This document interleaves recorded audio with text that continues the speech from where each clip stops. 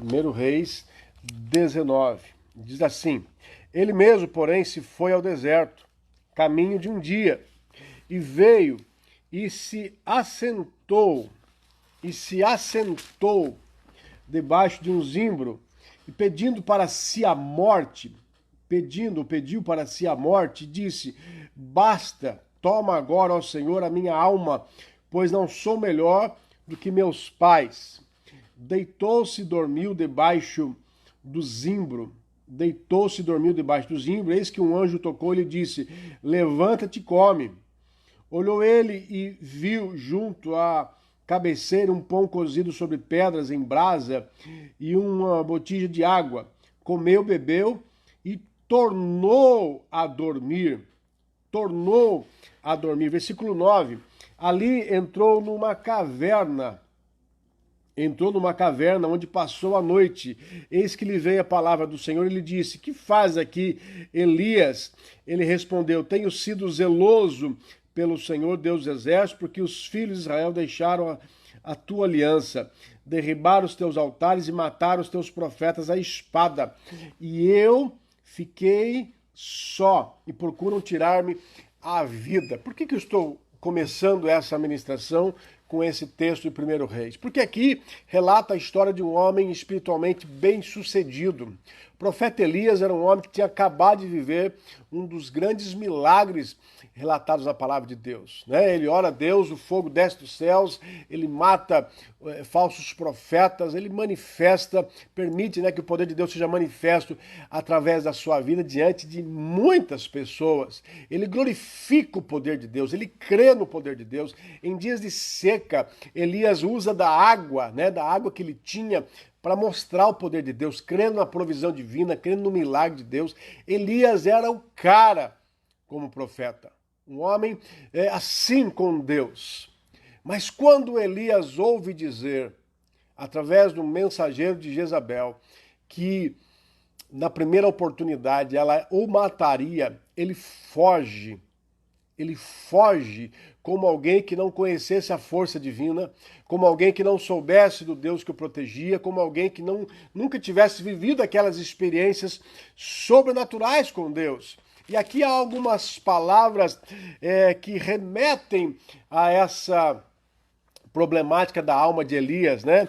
No versículo 4 diz que ele pediu para si a morte. Alguma coisa estava acontecendo, algum conflito Elias estava vivendo, que ele pede para Deus a morte.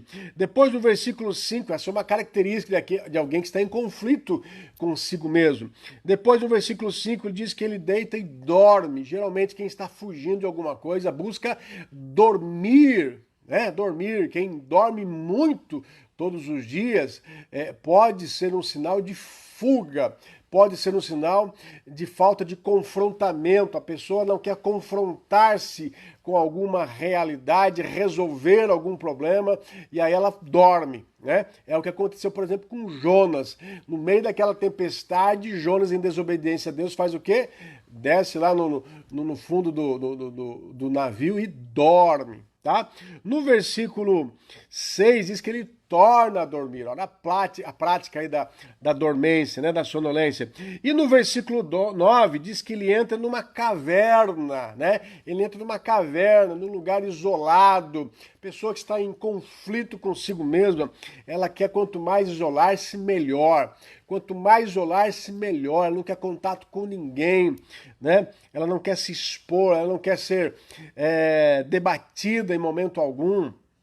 E no versículo 10, diz lá no finalzinho: eu fiquei só. Esse era o lamento de Elias. Um dos motivos de todo esse conflito no seu interior é que ele se sentia só.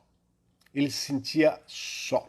Por que eu estou falando isso para você, começando essa ministração com esse texto? Para que você entenda que pastor, assim como o profeta Elias e todos os homens de Deus que passaram pela terra, eles continuam sendo homens. Homens que trazem consigo as limitações, que trazem consigo as mesmas necessidades de quaisquer homens. A diferença de um homem usado por Deus para um homem que não é usado por Deus tão intensamente, né, como o profeta era usado no meio do povo de Deus, é que ele tem uma sensibilidade para ouvir a voz de Deus e ele tem uma coragem de obedecer a Deus, né? Obedecer a Deus. Mas, via de regra, ele é igual a todo mundo. Ele tem as suas necessidades de alma, suas necessidades físicas, como todo ser humano. E se ele não se atentar para essas necessidades, o fato dele ter uma proximidade com Deus não o torna imune aos problemas naturais que qualquer ser humano possa ter, né? O fato de eu ser pastor, conhecedor talvez um pouco mais da palavra, como da grande maioria das pessoas que me acompanham, não me torna imune aos problemas que a grande maioria das pessoas vive. Eu tenho conta para pagar, eu tenho boleto para pagar, a minha filha quando era pequena chorava, né? Eu tenho que tomar banho todo dia, eu arrumo a minha cama, eu lavo louça, eu sou normal como todas as pessoas. Só que dentro desta normalidade a gente também tem alguns outros afazeres de caráter ministerial, pastoral, espiritual. Tá?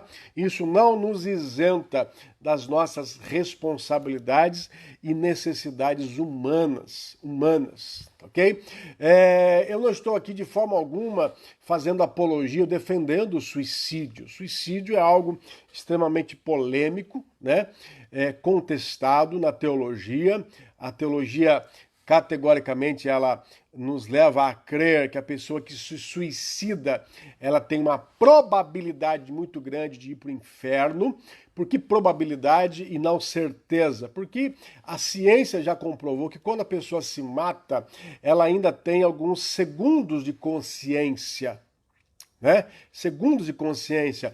E nesses segundos de consciência, perdão, a ciência provou, não, a ciência afirma, né, hipoteticamente, nesses segundos de consciência, é possível que a pessoa se arrependa do seu pecado de ter se suicidado. Então, isso torna livre da condenação eterna e encaminha para a salvação, para a vida com Cristo, né? Então, você não pode afirmar, em hipótese alguma, que quem se suicidou foi para o inferno. Agora, a probabilidade é maior, porque ela tem um insight, ela tem momentos, segundos apenas, né, para que ela possa refletir. E se o coração dela não estiver arrependido daquele ato, realmente ela vai para o inferno, acreditamos, né, que ela vai para o inferno. Mas essa é uma outra questão a ser ministrada numa outra oportunidade. A questão é, as pessoas buscam o suicídio por quê? Porque é uma resposta imediata que traz um alívio. Um alívio. O problema do suicídio é que ele traz um alívio eterno, sem volta, né? Sem volta. Mas ele traz um alívio, pelo menos daquele problema que você vive, você não vai viver mais. Você pode viver outros problemas, como nós acabamos de dizer, como a questão do inferno, por exemplo, o sofrimento eterno que acontece no inferno. Mas aquele problema que você não conseguir administrar dentro de você ou nas suas relações sociais, você deixa de ter. Então a pessoa muitas vezes exausta, né, e carregada desses desafios, muitos deles dentro dela mesmo, outros externamente, ela usa isso como um escape. Tá?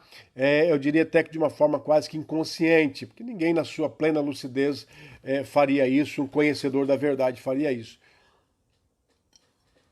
Talvez anestesiado pelo impacto dos conflitos, das dores da alma, das dores emocionais, a pessoa acaba tomando essa atitude. Agora, o que leva uma pessoa a tomar essa atitude? Quais são esses conflitos que o pastor vive? A vida pastoral, ministerial, ela é extremamente gratificante, é um privilégio ser pastor, é um chamado, é um dom, né?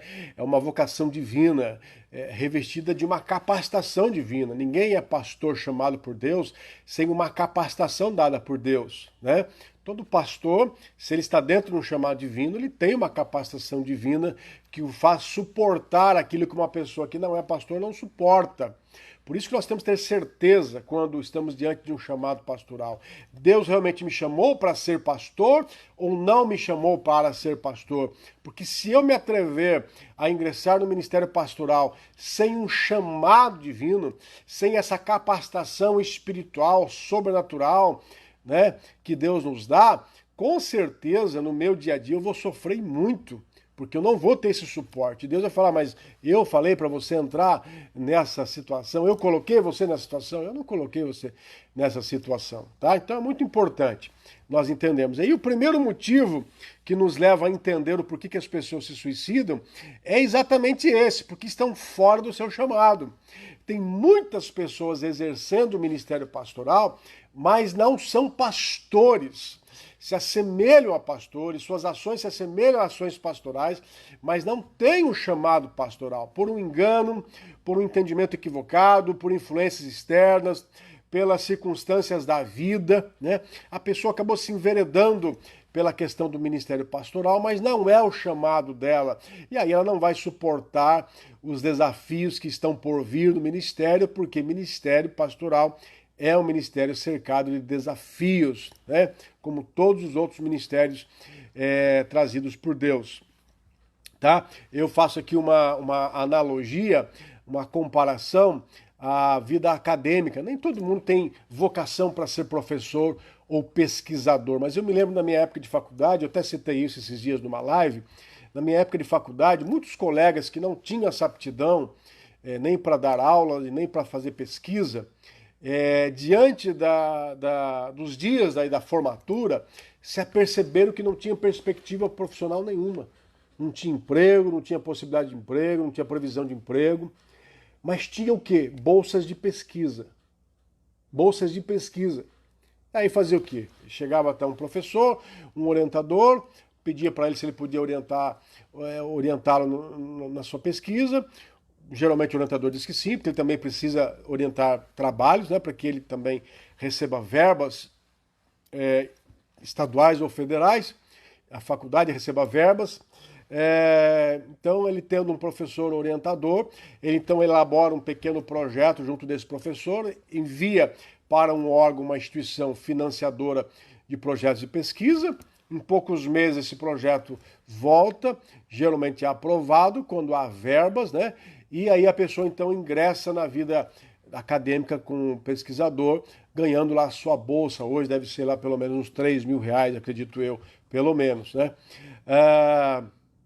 Ou seja, a pessoa sai da faculdade, ganha 3 mil reais, né, fazendo aquilo que está habituado a fazer, ou sai da faculdade para não ganhar nada e não sabe o que vai acontecer, então vamos ficar mais um tempo na faculdade, vamos se aperfeiçoar mais um pouco, e assim vai vivendo a vida, né? Está acostumado já a viver em república, os seus gastos são poucos, e aí a pessoa começa a se enveredar pela carreira acadêmica por uma questão exclusivamente financeira, de comodidade, mas ela não tem aptidão. Aí ela termina o mestrado, acontece a mesma coisa e ela vai para o doutorado, afinal ela já tem o mestrado, já sabe como funciona, vai para o doutorado e quando você vê, ela se formou um professor acadêmico e ela vai dar aula, ela entra no mercado como professor acadêmico, mas não tem paciência, não tem didática, enfim, as circunstâncias levaram a isso. Muitas vezes, no caso do pastor também acontece isso, as circunstâncias. Eu já vi muita gente dizer assim, estou desempregado. Quantas vezes eu ouvi, estou desempregado, então Deus me chamou para ser pastor. Não necessariamente, pode até ser que aconteça isso realmente, é verdade. Às vezes as portas se fecham, né? Porque Deus está mostrando, o caminho é esse, mas pode ser que não. Apenas uma coisa acidental que aconteceu e amanhã você consegue um emprego excelente, mas a pessoa interpretou dessa maneira e pronto, né? E aí ela não tem um chamado para aquilo. Isso é o primeiro motivo porque as pessoas, os pastores se suicidam, porque muitas vezes eles estão fora do seu chamado, eles não estão cercados dessa preparação espiritual, dessa capacitação divina para o exercício do ministério, tá? Um outro motivo que nos leva ao suicídio, que leva a compreender o suicídio, é porque muitos desses pastores se distanciam de Deus. O ministério nos leva a uma rotina de ação, né? Uma rotina de ação. E muitas vezes, pela falta de pessoas para assistir o pastor no exercício das suas atividades, o pastor ele tem de fazer de tudo um pouco. Tudo um pouco. E aí ele acaba priorizando questões administrativas, acaba priorizando fazer visita, acaba priorizando tantas outras coisas, ele se esquece de priorizar Deus na sua vida. A sua relação com Deus começa a se estremecer. a sua relação com Deus começa a se enfraquecer, começa a se distanciar. E mesmo que ele esteja debaixo de um dom, de um chamado, de uma vocação divina, ele não está usufruindo de todo esse poder e de toda essa capacitação. Por quê? Porque ele está distante de Deus. Né? É possível isso, pastor? Claro que é. Lembra-se de Jó 42? Antes eu te conhecia só de ouvir falar, mas agora os meus olhos te veem. Jó tinha uma relação com Deus sem conhecer a Deus. Jó tinha uma relação com Deus sem conhecer a Deus.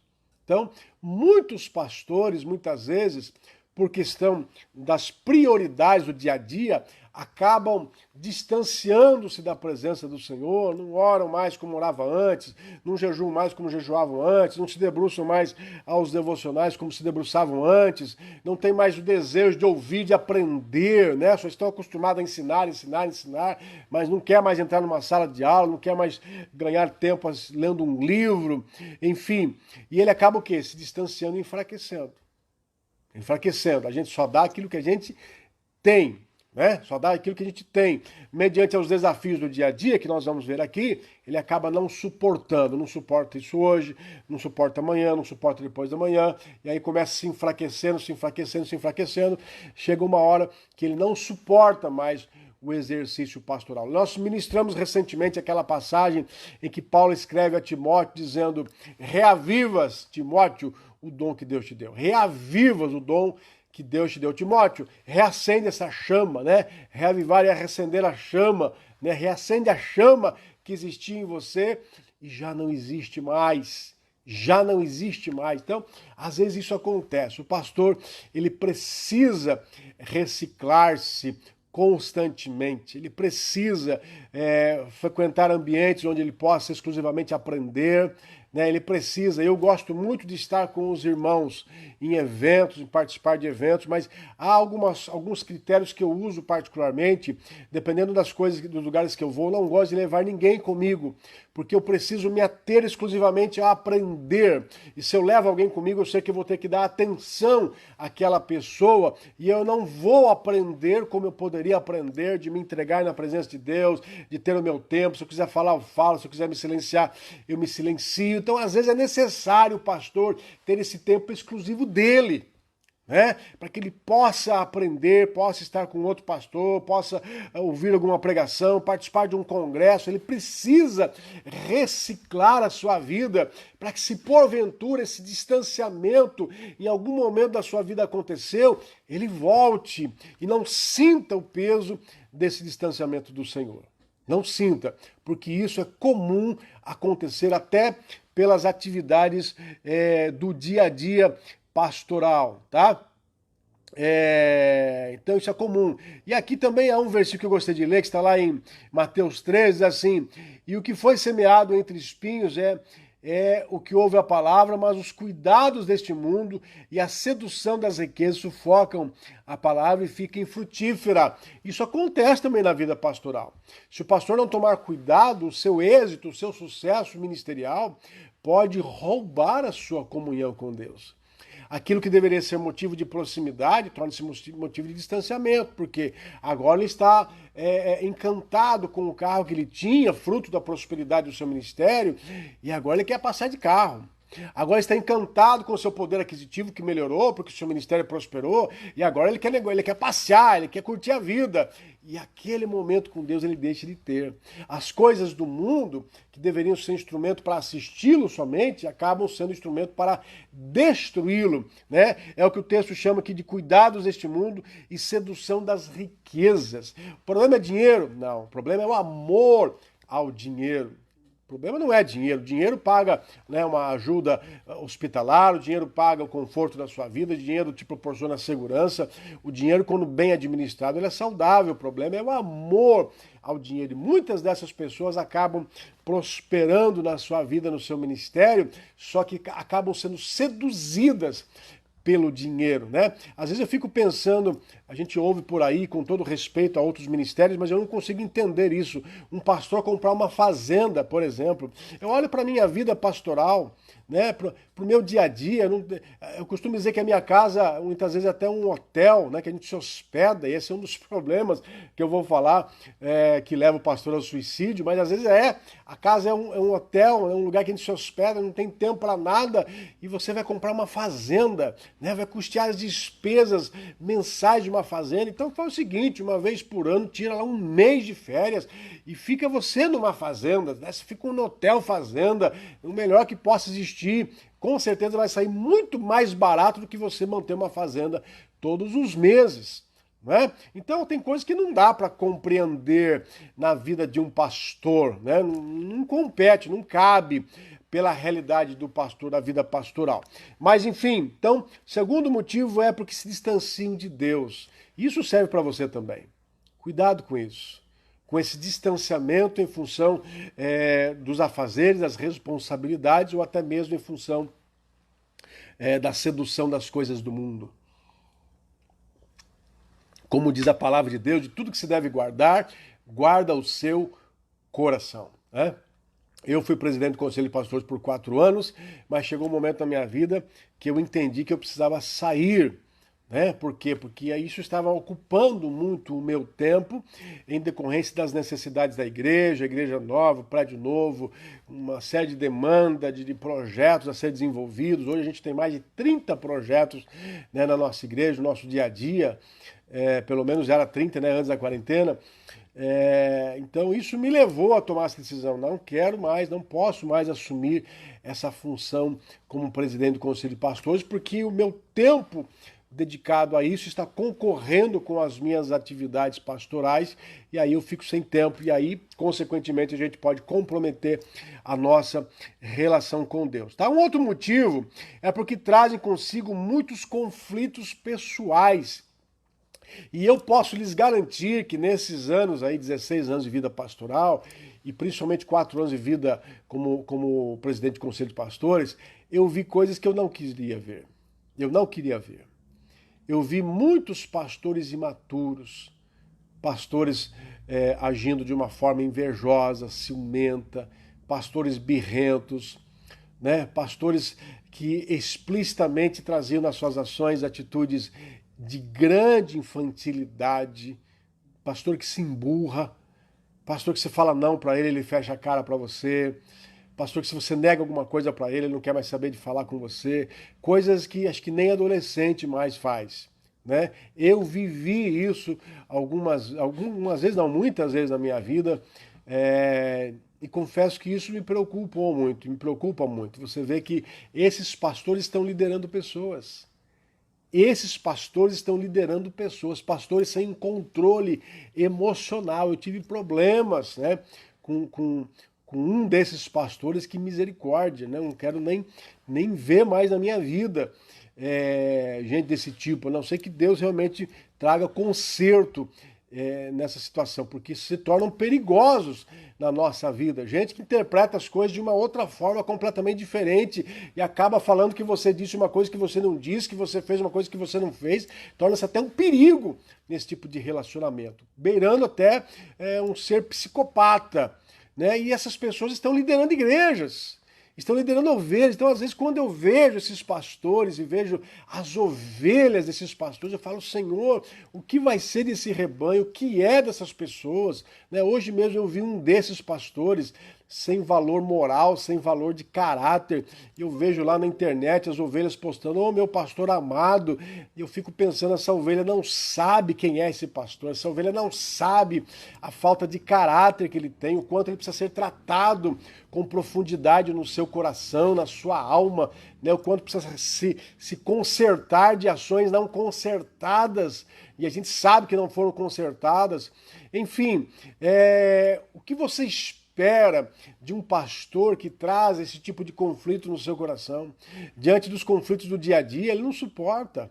Ele não suporta, porque como que Deus vai operar na nossa vida se nós trazemos em nós conflitos não tratáveis, não curáveis, se nós não queremos conserto na nossa vida? Nós precisamos ser consertados, né? Nós precisamos ser consertados. Então, essa questão é muito importante.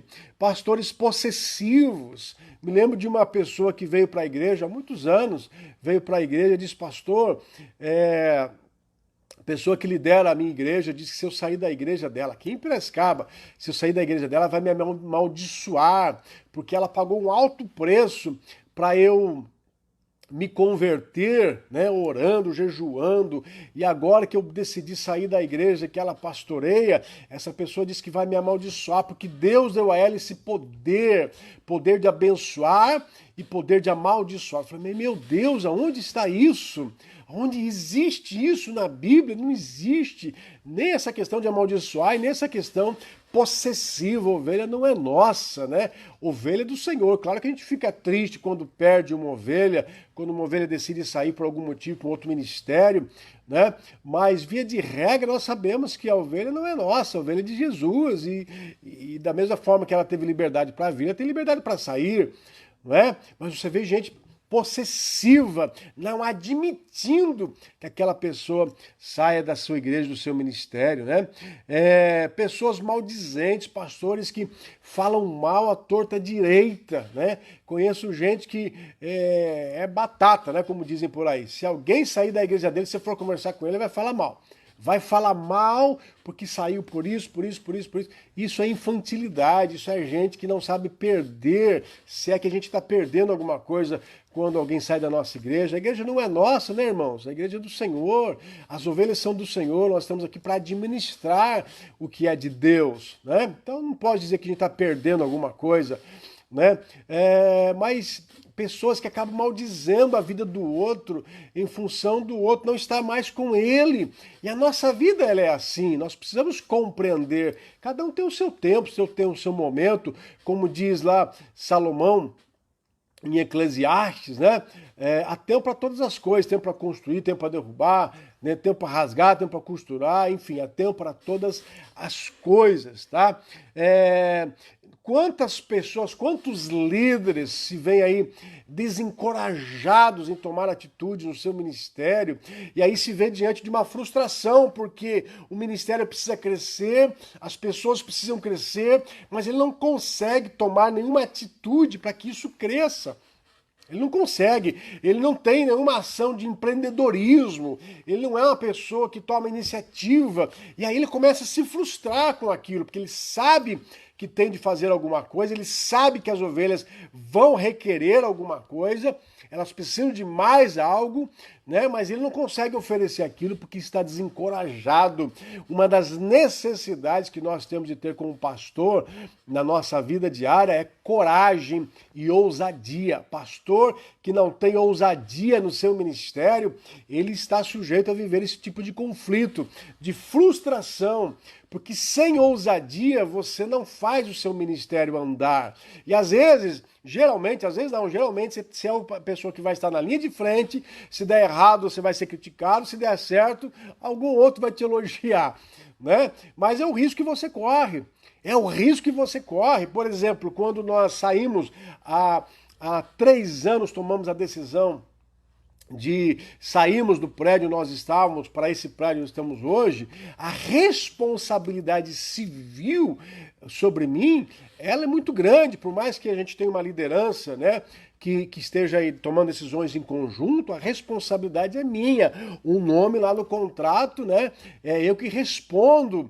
Enfim, então tudo isso gera sobre nós uma sobrecarga que nós precisamos ter ousadia e coragem de dizer, não vai dar certo, vamos adiante, eu vou assumir essa responsabilidade e as coisas vão acontecer, né? As coisas vão acontecer. Então, quando o pastor ele traz essa característica de imaturidade, e uma delas é não ter ousadia, ele se frustra diante de algumas decisões não tomadas, e aí ele começa a ter conflitos. Então, pastor, pede ousadia para Deus, querido. Pede ousadia para Deus, porque o Espírito que Deus nos dá, o Espírito Santo, é um Espírito de coragem, diz Isaías capítulo 11, tá? E muitos desses pastores acabam se tornando omissos.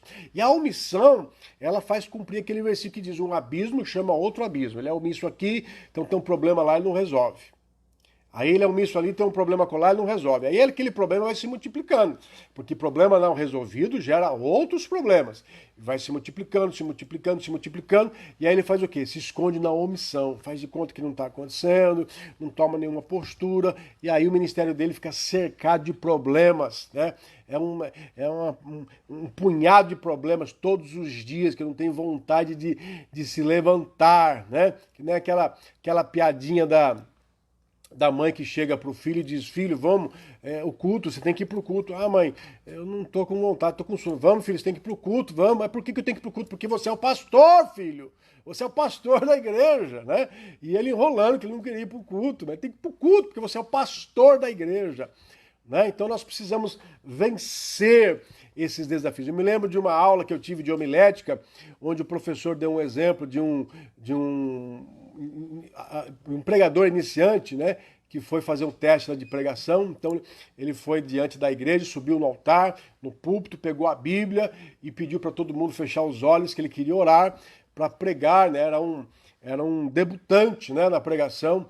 E aí, quando todo mundo fecha os olhos, ele sai correndo e ele foge do altar, porque ele não se viu encorajado de enfrentar aquelas pessoas da igreja e pregar aquela mensagem, né? Então, a ousadia, ela é fundamental dentro do empreendedorismo que o ministério exige. E a falta de ousadia gera em nós o desencorajamento, né, a omissão, e aí é um problema sério para se resolver, tá? Então, um terceiro motivo, os motivos que pastores se suicidam, é que trazem consigo muitos conflitos pessoais.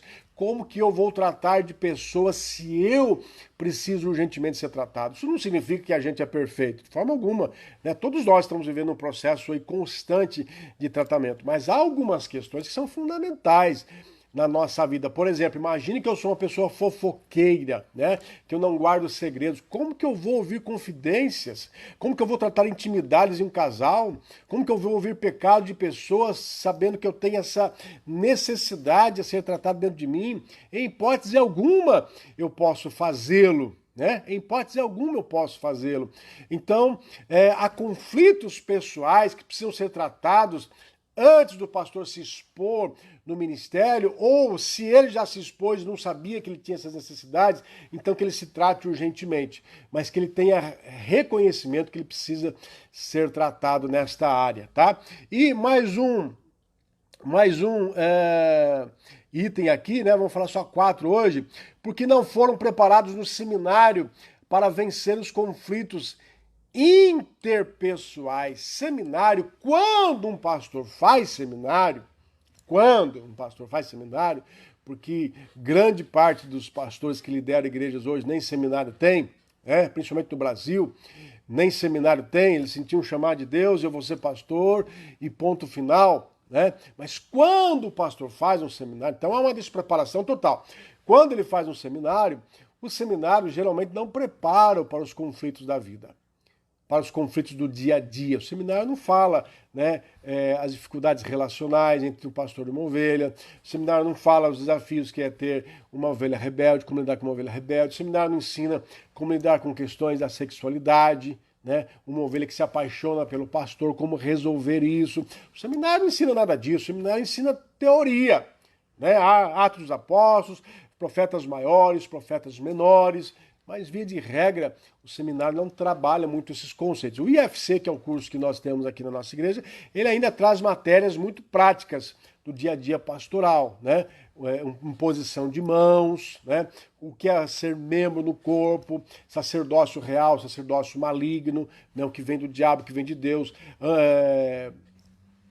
o Ministério dos Anjos, né? Merismo, que é o estudo da alma. Ele tem algumas matérias que ainda falam na praticidade do ministério do dia a dia, mas via de regra os seminários não têm esse tipo de ensinamento. Aí o pastor ele entra no exercício ministerial no dia a dia dele e ele está despreparado para isso, né? Se ele não estiver cercado de pessoas que o assistam, se ele não tiver um pouco de humildade para recorrer a quem tem mais experiência do que ele para resolver tal problema, ele vai ter dificuldade. Eu me lembro no início do meu ministério, há 16 anos atrás, que quantas vezes, né, em inúmeras situações eu vivia, não sabia o que fazer, eu ligava para o meu pastor, né, aqui de Piracicaba, ou para o meu superintendente, né, e falava, ó, está acontecendo isso, o que eu faço? Né, o que o senhor faria no meu lugar? Quantas vezes eu me vi nessa necessidade de reconhecer que era inexperiente naquela área, e aí recorria a pessoas mais experientes para me assistirem, para me orientarem quanto a essa questão. Tá? Então isso é muito importante. Então, infelizmente, o seminário geralmente não nos prepara para vencermos esses conflitos interpessoais. Estou falando agora conflito nosso. Estou falando conflito do dia a dia do ministério, né? E aí torna-se um grande desafio, porque a pessoa chega à frente do rebanho e não sabe como lidar com aquilo. Se ela tiver humildade, possivelmente ela vai vencer aquela situação. Mas se ela quiser vencer por conta própria, ela vai bater a cabeça, vai perder muita ovelha, vai machucar muita ovelha e vai se machucar. Tá bom? Nós vamos parar por aqui, porque já são 15 para as 9. Né? Aliás, dá para falar mais um. Vamos falar mais um aqui, ó. Porque não suportam pressões diárias do ministério. Porque não suportam pressões diárias do ministério. O exercício pastoral nos faz ver os desafios emocionais mais complexos e extremos que se possa imaginar, né? Por exemplo, o pastor está doente e ele ora para uma pessoa doente. Pode? Deve, porque quem faz é Deus, não é a gente. Não é, gente? Quem faz o milagre é Deus. Os estudiosos afirmam que naquela passagem de Naamã, quando Naamã vai até o profeta e pede para que o profeta ore por ele, o profeta não sai da onde ele está e manda o seu servo chegar para Naamã e falar, vai lá e mergulha 7 vezes no Rio Jordão. Os estudiosos afirmam categoricamente que o profeta naqueles dias teve trombose, tinha trombose e perdeu as suas pernas, estava debilitado. Né? Me lembro de um livro do pastor Po Yang-cho, um homem muito usado por Deus na Coreia para fazer milagres, e um dia ele estava enfermo, acamado, e ele entrou em crise. Isso está na biografia dele. Ele entrou em crise, ele disse, Deus, como que eu posso estar enfermo se eu sou usado pelo Senhor para fazer tantos milagres de curas aqui na Coreia e no mundo? Ele diz assim, para que você veja que quem faz sou eu, não é você. E a hora que eu quiser, eu vou te curar. Olha, o apóstolo Paulo trazia consigo um espinho na carne. Ninguém sabe se era o fato de ele ter de pregar para os seus, né, para os judeus, às vezes. Ninguém sabe, ou para os gentios, ninguém sabe se era o fato dele ter problema de visão. Paulo possivelmente tinha problema de visão. Ele escreve em letras grandes. Né? Ninguém sabe qual era o espinho na carne de Paulo. Mas a questão, ele tinha uma necessidade e Deus disse para ele, não vou tirar a sua necessidade, eu não vou, se for um problema de enfermidade, não vou te curar, você vai ficar com essa enfermidade aí, para que você não se ensoberbeça, né? Para que você veja, Paulo, quem faz sou eu, não é você. Então, às vezes o pastor ele passa por esse conflito, ele é obrigado a orar para um doente e ele está doente. Né? Ou às vezes ele é obrigado a orar para uma pessoa na área da prosperidade, né? O pastor, estou vendendo um avião, comprando outro, ora para mim para dar certo o negócio. Ele nem carro tem, né? Mas ele ora, porque quem faz é Deus, não é ele. Né? E se o pastor não tiver a humildade de entender isso, ele começa a pirar realmente, ele começa a fazer comparações na sua vida, no seu dia a dia. Né? Ele deixa de viver aquele versículo que diz assim, alegrai com os que se alegram e chorai com os que choram. Chorar com os que choram geralmente é mais fácil do que alegrar com os que se alegram. Porque para você chorar com os que choram, geralmente você está numa situação mais privilegiada do que quem chora. Né? Agora, para você se alegrar com os que se alegram, geralmente você está numa situação de menor privilégio que quem está alegre.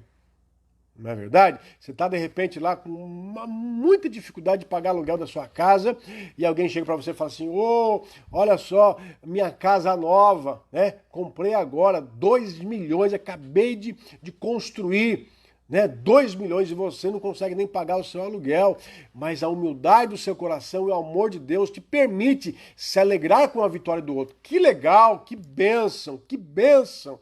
Que alegria! O fato de você não ter, não te impede de se alegrar com a alegria do outro. Agora, quando há um coração doente, conflitante, A pessoa não consegue.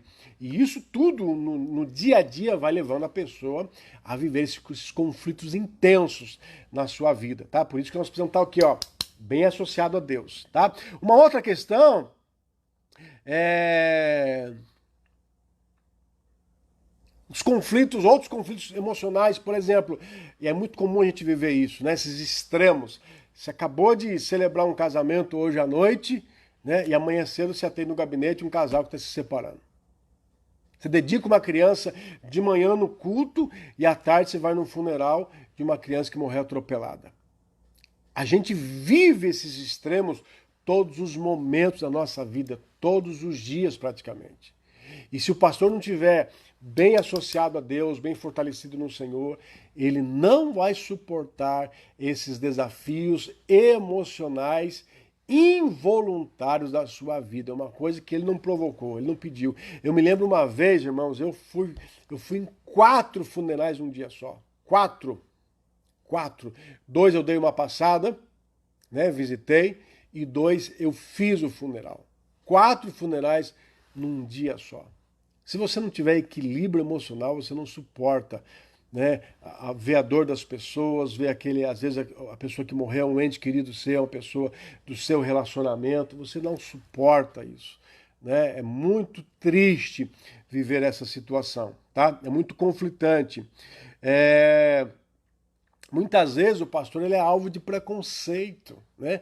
Infelizmente nós somos taxados aí fora de ladrões, de corruptos, de oportunistas, né? A gente tem que ser real. Infelizmente isso é o que muitas pessoas falam aí fora, porque não conhecem a vida pastoral e porque acabam o quê? Se baseando nos escândalos. Como existe um mau advogado, um mau médico, né, um mau policial, também existem os péssimos pastores que acabam, infelizmente, maculando a imagem dos pastores verdadeiros. E a gente acaba vivendo esse tipo de preconceito, de marginalização, todos os dias das nossas vidas. Há uma pesquisa que diz que as pessoas mais alvo de marginalização na sociedade são políticos, policiais e pastores. Políticos, policiais e pastores, né?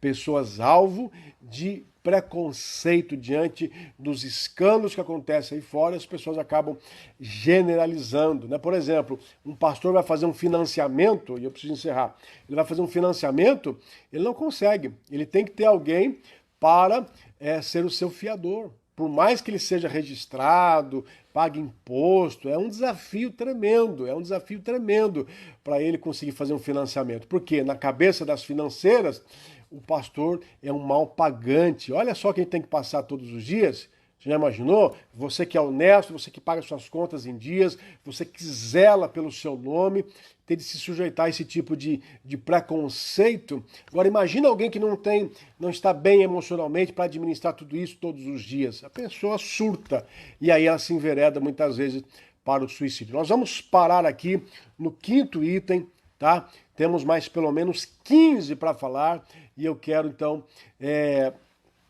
me debruçar sobre esse tema com você. O que eu queria pedir para você? Ore pelo seu pastor.